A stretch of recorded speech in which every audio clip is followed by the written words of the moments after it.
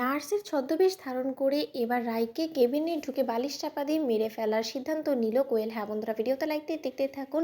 কোয়েল যখন নীলুকে কোনো কিছু না জানিয়ে নীলুকে টেক্কা দিয়ে হসপিটালে নার্সের ছদ্মবেশ ধারণ করে সকলের চোখে ধুলো দিয়ে রাইয়ের কেবিনে ঢুকে পড়ে। আর রাইয়ের ঘুমন্ত অবস্থার সুযোগ নিয়ে কোয়েল বলতে থাকে যে আর এক মুহূর্ত আমার অপেক্ষা করা যাবে না, কারণ যদি আর একটু অপেক্ষা করি তাহলে কেউ হয়তো আমাকে দেখে নিতে পারে, কেউ এখানে চলে আসার আগে আমাকে আমার শেষ কাজটা করে ফেলতে হবে। আর এখানে রাই যেহেতু ঘুমের ঘরে আছে তাহলে ও কোনো মতে কিছু বুঝে ফেলার আগেই ওকে বালিশ চাপা দিয়ে এক্ষুনি আমাকে ওকে মেরে ফেলতে হবে। Rai, I am really very sorry to say, তুমি আমার পথের কাঁটা হয়ে এরকম করে আমাকে বারবার করে ভয়ভীতি দেখাতে থাকবে, আর সেই আতঙ্কে আমি রাত দিন 24 ঘন্টা থাকবো, সেটা কি করে হয় বলো তো? তার থেকে বরঞ্চ তোমাকে যদি আমি একবারে চিরতরে শেষ করে দিই তাহলে তো আর কোনো ভয় থাকবে না। আর তোমার নীলু বোনের যে চ্যাটাং চ্যাটাং কথা না, সেটাও আমি মুখ থুবড়ে ওকে একবারে ছিটকে ফেলে দিতে পারবো, কারণ তখন তো ওর এই গলাবাজি করারও সেই সুযোগটা থাকবে না। আমি আমার ভাগেরটা বুঝে নিয়ে আমি আমার মেয়েকে নিয়ে এখান থেকে চলে যাব।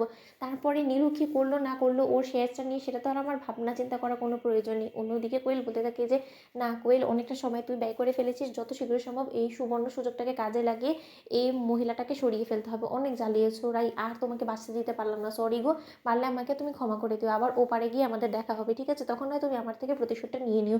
অন্যদিকে বালিশ চাপা দিয়ে রাইয়ের সাথে দস্তাদস্তি করার সময় হঠাৎ করেই রাইয়ের বৌমনি যখন সেই রুমে ঢুকে কোয়েলকে ধরে ফেলে, ঠিক সেই সময় কোয়েলকে দেখা মাত্রই রাইয়ের বৌমনি চিৎকার করে ওঠার বলতে থাকে যে কী ব্যাপার, আপনি বালিশ হাতে নিয়ে কী করার চেষ্টা করছিলেন? আপনি নির্ঘাত রাইকে মেরে ফেলার চেষ্টা করছেন, তাই তো? ভাগ্যিস ঠাকুর আমাকে ঠিক সময় মতন এখানে পৌঁছে দিয়েছে, নয়তো বা আমার ননদিনীকে আপনি এক্ষুনি মেরে ফেলতেন। আপনাকে আমি কোনো মতে এখান থেকে বেঁচে ফিরতে দেবেন, এক্ষুনি আমি পুলিশ ডাকবো। অন্যদিকে রাইয়ের বৌমনি যখন চিৎকার চেঁচামেচি করে হসপিটালের সকলকে জড়ো করতে যায়, ঠিক সেই সুযোগটাকে কাজে লাগিয়ে কোয়েল সেখান থেকে সটকে পড়ে। কোয়েল সটকে পড়া মাত্রই নীলু বলতে থাকে যে কী ব্যাপার বৌমনি, তুমি এরকম করে চিৎকার চেঁচামেচি করছো কেন বলো তো? তখন রাইয়ের বৌমনি বলতে থাকে যে নীলু, তুমি এখানে তাহলে ওখানে নার্সের ছদ্মবেশ ধারণ করে রাইকে মেরে ফেলার কি চেষ্টা করছিল? আমি নিজ চোখে দেখেছি, চোখে দেখেছি যে কেউ একজন রাইকে বালিশ চাপা দিয়ে মেরে ফেলার চেষ্টা করছিল। অন্যদিকে নীলু বলতে থাকে যে সর্বনাশ করেছে, এটা নির্ঘাত কোয়েল হবে। কোয়েল আমার পিঠ পিছনে এত নোংরামোগুলো করে বেড়াচ্ছে, ও কেনই বা এরকম একটা রিস্ক নিতে গেল, যেখানে কিনা খুব ভালো করে জানে যে এখানে পুলিশ পাহারা রয়েছে, যে কোনো সময় পুলিশের হাতে ধরা পড়ে যেতে পারে। অন্যদিকে পুলিশ চলে আসা মাত্র পুলিশ বলতে থাকে যে আপনি সে চোখে দেখেছেন তো সেই মানুষটাকে, সেই মানুষটা আপনার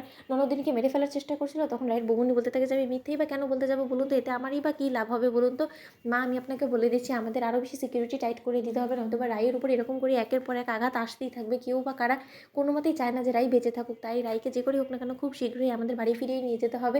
তখন রাইয়ের মা বলতে থাকে যে তুমি একদম ঠিক কথা বলেছো মিষ্টি। অন্যদিকে পুলিশ বলতে থাকে যে আমরা পুরোটা হসপিটাল এখন ঘেরাও করে ফেলবো, আমাদের চোখ এড়িয়ে কেউ যাতে এখান থেকে না বেরোতে পারে সেই ব্যবস্থা আমরা করছি। অন্যদিকে রায়ের দাদাভাই বলতে থাকে যে কিসের ব্যবস্থা করছেন আপনারা বলুন তো?